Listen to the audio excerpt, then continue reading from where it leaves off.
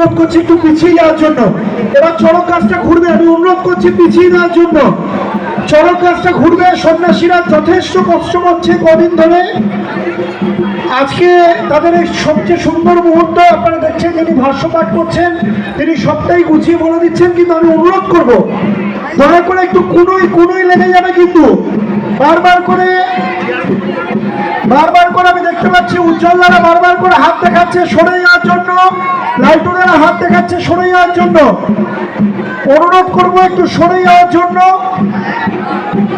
মূল সন্ন্যাসী, প্রথমে মূল সন্ন্যাসী উঠবেন। সকলকে অনুরোধ করবো একটু পিছিয়ে যাওয়ার জন্য। সকলকে অনুরোধ করবো একটু পিছিয়ে যান। আর যারা সন্ন্যাসীরা রয়েছেন তাদেরকে অনুরোধ করব তারাও একটু বলুক সবাইকে একটু একটু করে পিছিয়ে যাওয়ার জন্য। যারা সন্ন্যাসীরা রয়েছেন তাদেরকেও আমি অনুরোধ করবো তারা একটু বলুক পিছিয়ে যাওয়ার জন্য।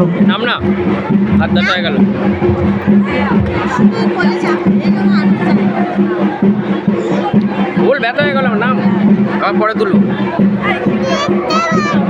দেখাবো দাঁড়া।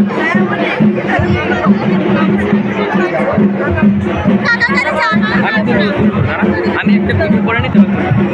আচ্ছা, চড়ক গাছের চারপাশে যে সমস্ত দর্শকেরা আছেন আপনারা অনুগ্রহ করে গোল করে দেবেন এবং লাইনের একটু গোলাকার ভাবে থাকুন। যে কোনো সময়ে আপনাদের দুর্ঘটনা ঘটে যেতে পারে। এই যে গোল করে যখন ঘুরবে দড়িটা অনেক দূর পর্যন্ত যাবে, আপনারা অনুগ্রহ করে একটু সরে দাঁড়ান। আর যে সমস্ত সন্ন্যাসী এই চড়কে পাক খাবেন আপনাদের কাছে অনুরোধ, আপনারা একটা সারিবদ্ধভাবে দাঁড়িয়ে পড়ুন। যেই হই হুল্লোড় করবেন না, আপনারা একটু সারিবদ্ধভাবে দাঁড়িয়ে পড়ুন।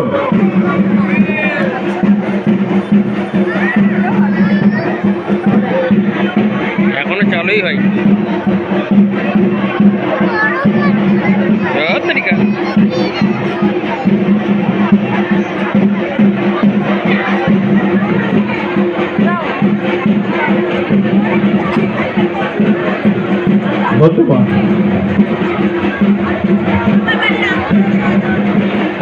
চড়ক পূজা উপলক্ষে এবং সাথে সাথে আগামী 1431 বঙ্গাব্দের শুভ বাংলা নববর্ষের প্রাক্কালে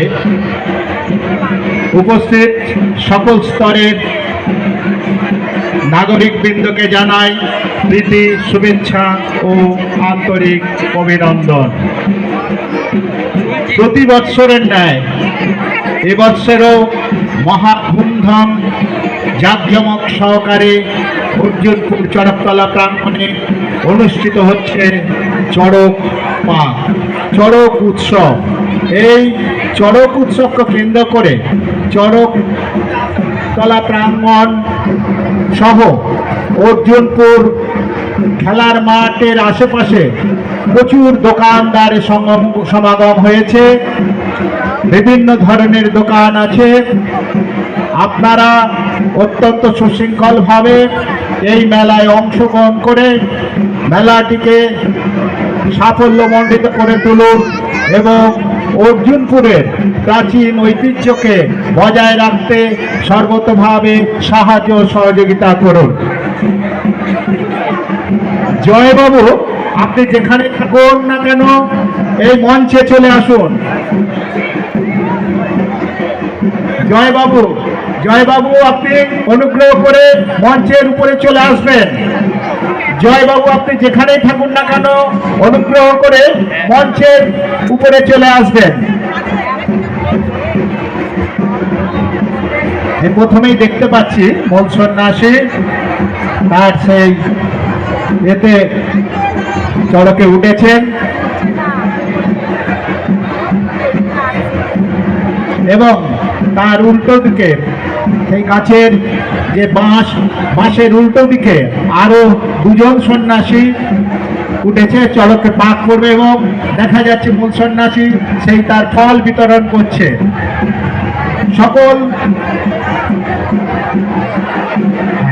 সবাই একটু গোলটা বড় করে সরে যান, একটু লেগে যেতে পারে। এই যে ফল বিতরণ করছে, সকল দর্শনার্থীদের মধ্যে হুড়োহুড়ি, ভক্ত সমাগমের মধ্যে ফল গ্রহণের জন্য হুড়োহুড়ি দেখা যাচ্ছে। কেননা কথিত আছে এই মূল সন্ন্যাসীর ফল গ্রহণ করলে নানা ধরনের রোগ থেকে মুক্তি হতে পারে।